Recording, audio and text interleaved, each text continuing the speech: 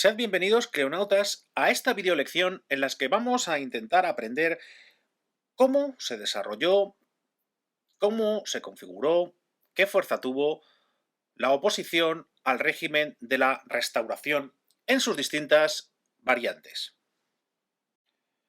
Empezaremos recordando que el régimen de la Restauración, diseñado por Cánovas, estaba perfectamente ajustado a cómo era la sociedad española en el último tercio del siglo XIX y como tal fue muy estable y con muy pocos problemas durante sus primeros años de funcionamiento.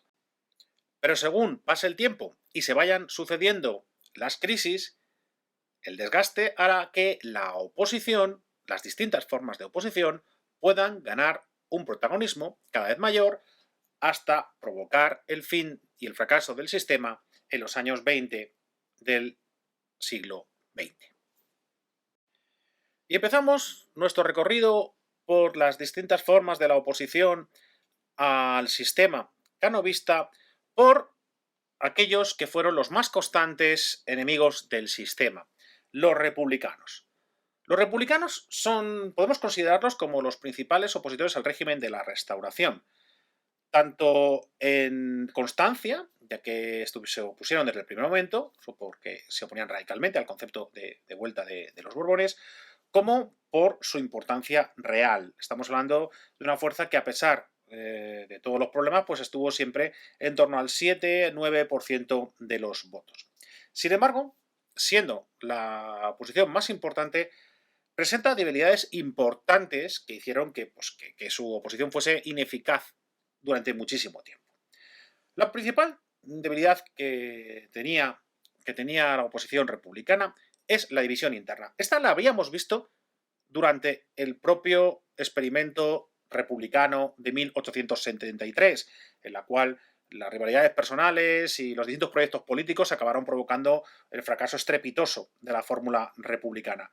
Pues bien, no se escarmienta lo suficiente porque los republicanos en la Restauración tienen el mismo problema. Hay muchas rivalidades, hay mucho enfrentamiento y dos partidos políticos totalmente distintos. Porque por un lado tenemos al Partido Radical, muy importante, de ideología izquierdista y ferozmente anticlerical, dirigido por su muy popular líder Alejandro Lerroux. Por otro lado, tenemos un republicanismo más conservador que estaría encarnado en el Partido Reformista. Este es muchísimo más moderado y cuyo líder sería Melquíades Álvarez. La otra debilidad importante que le pasó factura a los republicanos durante la Restauración era pues, el recuerdo, la historia de lo que había pasado en 1873. El desastre de la Primera República acabó, pues era un baldón, era una mancha que tenían los republicanos muy difícil de quitar, porque la oportunidad que habían tenido de construir España a su imagen y según su proyecto, pues había fracasado de una forma, podemos decir que espectacular. Pero igual que tenían estas debilidades, también tenían un par de fortalezas notables. La más importante, el apoyo de los intelectuales, que especialmente a partir de la crisis del 98, muchos de ellos vieron en el proyecto republicano una vía válida para regenerar España. El otro punto fuerte, pues que, a diferencia de los socialistas y los anarquistas, no son ni violentos ni revolucionarios, ¿vale? Con lo cual podían atraer a la burguesía liberal izquierdista de las ciudades. La siguiente fuerza de oposición al régimen de la Restauración que vamos a estudiar es la que suponen las distintas variedades del movimiento obrero, especialmente las derivadas de sus dos ideologías, el socialismo y el anarquismo. Hablaremos en primer lugar de los socialistas. El que consolida el marxismo en España con la fundación del Partido Socialista Obrero Español en 1879 es el tipógrafo, nacido en Ferrol pero criado en Madrid, Pablo Iglesias Posse. Pablo Iglesias, como decíamos, funda en 1879 el PSOE, el Partido Socialista Obrero Español, y 9 años después funda también un sindicato basado en las ideas marxistas, la Unión General de trabajadores en 1888. Su fortaleza a la hora de ganar nuevos adeptos es que son menos violentos que los anarquistas, que como veremos más adelante apuestan por el terrorismo. Pero su punto débil es que el marxismo es eminentemente industrial, con lo cual solamente va a llegar a aquellas ciudades que tengan una industria significativa, dejando fuera pues la enorme parcela de España que sigue siendo eminentemente rural. Por ello el PSOE solamente va a tener implantación, según a principios del siglo XX, en Vizcaya, Asturias y también en Madrid, también en la capital, pero siempre buscando zonas industriales. Justo lo contrario del anarquismo. El anarquismo es precisamente la fuerza principal del movimiento obrero en España. Decía que precisamente porque el anarquismo sí está abierto al campo, sí tiene su ideología, sí contempla la situación de los jornaleros, aquellos campesinos sin tierra tan numerosos en el campo español al sur del Tajo. Este es el punto fuerte, ¿no? que les va a permitir atraer mucha más gente que los socialistas, especialmente al principio. El punto débil, la apuesta que hacen por el terrorismo, por la revolución constante, por la gimnasia revolucionaria, hace que sean muy perseguidos por el sistema, que tengan siempre a la policía muy, muy, muy cerca y frecuentemente sean ilegalizados y perseguidos, porque eso evidentemente dificulta su expansión. Recordemos que, a diferencia de los marxistas que sí creen en la política como otra forma de lucha, los anarquistas no creen en la democracia, por tanto no tienen partido político y, de hecho, tardaron bastante tiempo en formar un sindicato de carácter nacional, ¿no? que tuviese implantación por toda España. Esto será en 1910, cuando funden la CNT, la Confederación Nacional del Trabajo. Los anarquistas son fuertes fundamentalmente en el campo andaluz, por el elevado número de jornaleros que comentábamos al principio, y en la ciudad de Barcelona, la industria barcelonesa, su clase obrera es muy mayoritariamente anarquista. Y de hecho, Barcelona pues sufrirá muchísimo esta gimnasia revolucionaria y esta apuesta por el terrorismo del anarquismo cuando en los años 20 pues, se produzcan unos verdaderos años de plomo en la ciudad de Barcelona con asesinatos, secuestros, incendios, en la lucha de los anarquistas contra la patronal. Pero recordemos que este concepto de acción directa incluía los actos terroristas, como por ejemplo las bombas. Los atentados con bombas fueron muy característicos de la lucha anarquista en el comienzo del siglo XX.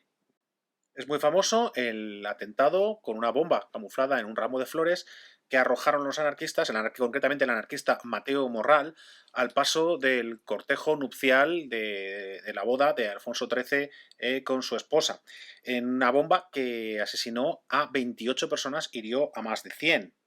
Aunque el primer gran atentado con bombas de los anarquistas en España se había producido unos años antes, en 1893, cuando el anarquista Santiago Salvador Franch arrojó 2 bombas dentro del Liceo de Barcelona, matando a 20 personas. Además de los atentados con bomba, también fueron muy importantes en la historia de España los 3 asesinatos de presidentes del gobierno que protagonizaron los anarquistas. El de Cánovas en 1797, el de Canalejas en 1912 y el de Eduardo Dato en 1921. 3 presidentes del gobierno asesinados por pistoleros anarquistas. Toda esta violencia revolucionaria y terrorista pues, alteró muchísimo el desarrollo político de la Restauración, especialmente a partir de que comienza el siglo XX.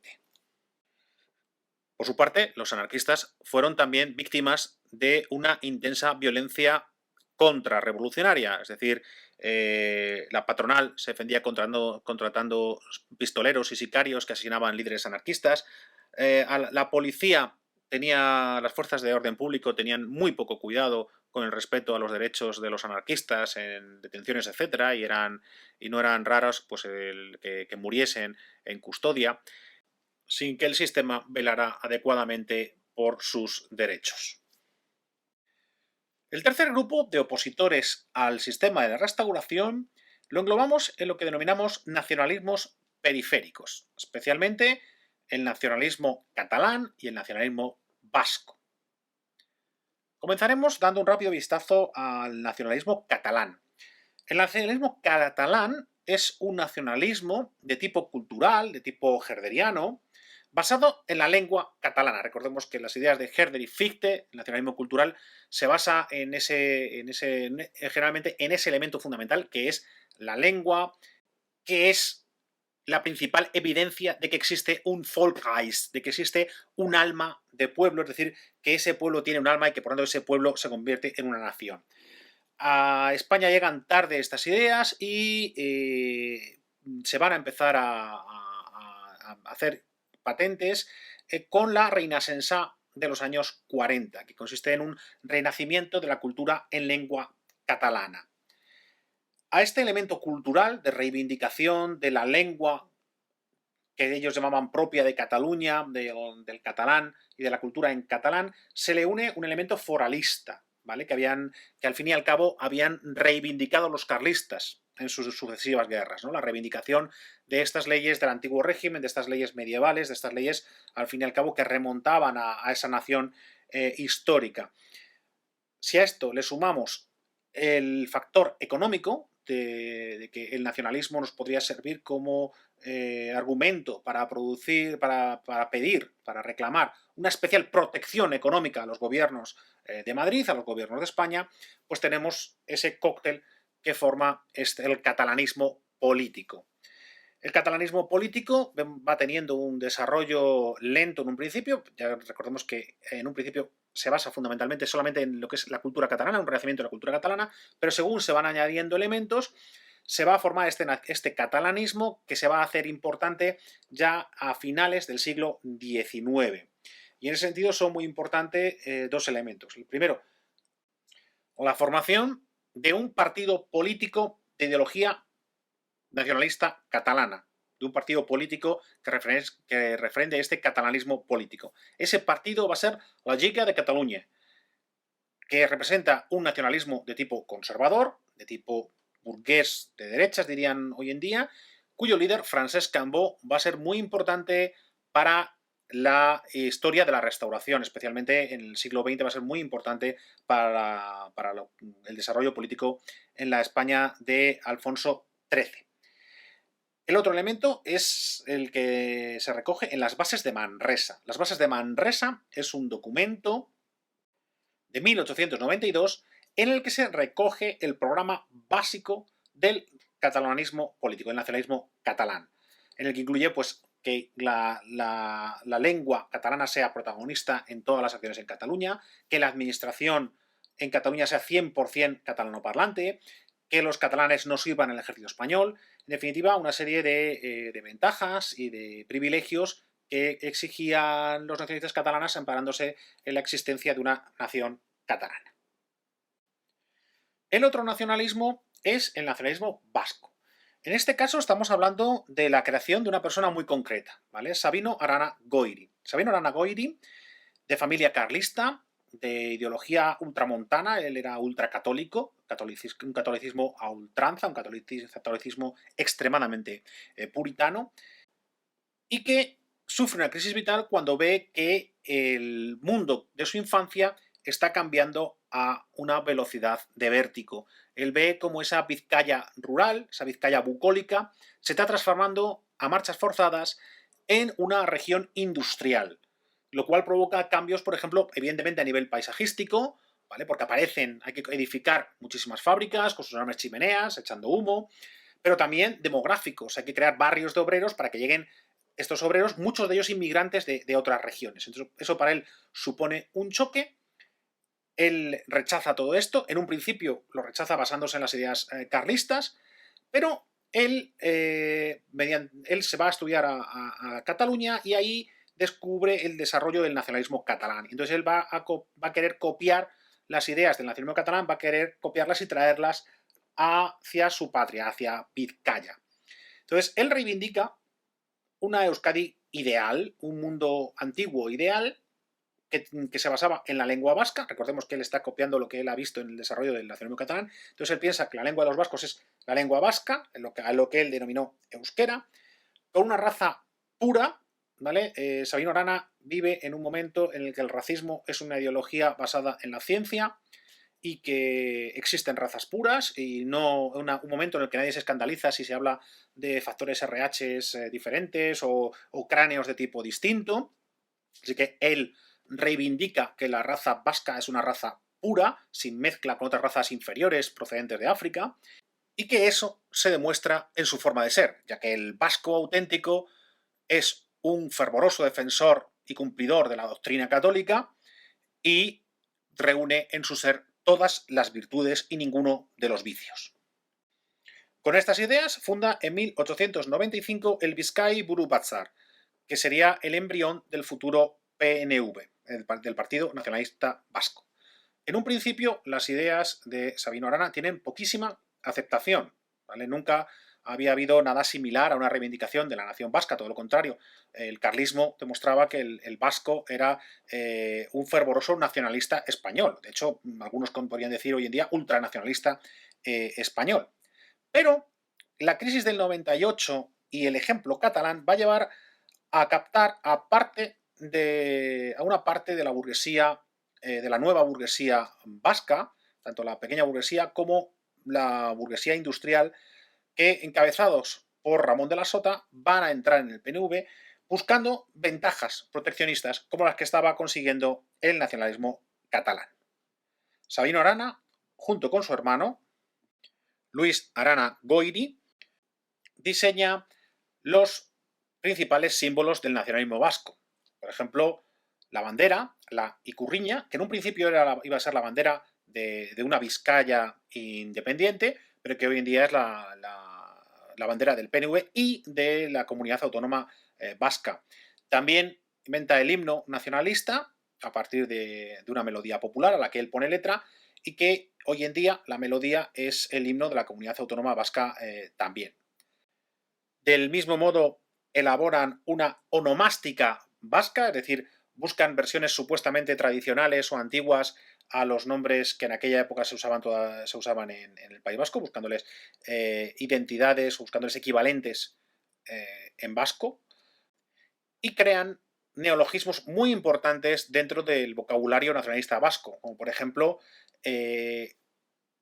euskera como nombre de la lengua vasca o Euskadi como nombre de la entidad política que debía ser el Estado vasco, la patria vasca. Sus esfuerzos fueron muy criticados en su época, ya que su lengua materna era el castellano, él aprendió euskera de mayor y muchos vascoparlantes pues, le acusaban de tener un euskera bastante deficiente. De hecho, se presentó a una oposición para la cátedra de Vascuence que creaba el Instituto de Bilbao y no obtuvo ningún voto del tribunal. Hay que destacar también que la ideología de Sabino Arana fue evolucionando con el tiempo. Por ejemplo, en un primer momento él era nacionalista vizcaíno, pensaba que la patria era la patria vizcaína y tenía en menor consideración otros territorios vascoparlantes. O como poco antes de morir, en 1903, había renunciado al nacionalismo más extremo y había iniciado un camino hacia un movimiento mucho más moderado o autonomista. A su muerte, Luis Arana llevará al partido más bien por el primer camino, por el camino del nacionalismo independentista, aunque dentro del PNV siempre han convivido estas dos vertientes, más independentista, más soberanista, se dirían hoy en día, o más autonomista, ¿no? La primera estaría encabezada por los que seguían las ideas de Luis Arana, la segunda por los que venían con Ramón de la Sota. Como conclusión, recordar que todos estos movimientos de oposición son muy débiles en el siglo XIX. O sea, el sistema que había diseñado Cánovas era bastante sólido y, como hemos comentado, consiguió la estabilidad necesaria para que la implementación del liberalismo en España fuese exitosa. Pero la crisis del 98 debilitó tanto el sistema como la propia idea de España, dando oxígeno y dando por tanto espacio para el desarrollo de estos grupos de la oposición que habían empezado siendo relativamente débiles, pero que van a crecer de una forma muy importante en las primeras décadas del siglo XX. Y ese será uno de los principales problemas que tenga Alfonso XIII, que va a heredar un sistema en el cual la oposición empieza a ser cada vez más importante. Y esto va a hacer que ya en el siglo XX la sociedad española, ya madura, ya plenamente liberal, vaya a reivindicar un sistema liberal y democrático. El reto de Alfonso XIII y de sus políticos será, por tanto, ver si son capaces de reformar el sistema desde dentro para conseguir conformarlo como una verdadera democracia, o no van a poder. Spoiler, Maura y Canalejas lo van a intentar, pero van a fracasar. Y esto va a suponer el fin del sistema en dos fases. Primero en 1923, cuando llega la dictadura de Primo de Rivera, y luego ya definitivamente en 1931, cuando caiga la monarquía de Alfonso XIII y comience su andadura la Segunda República Española.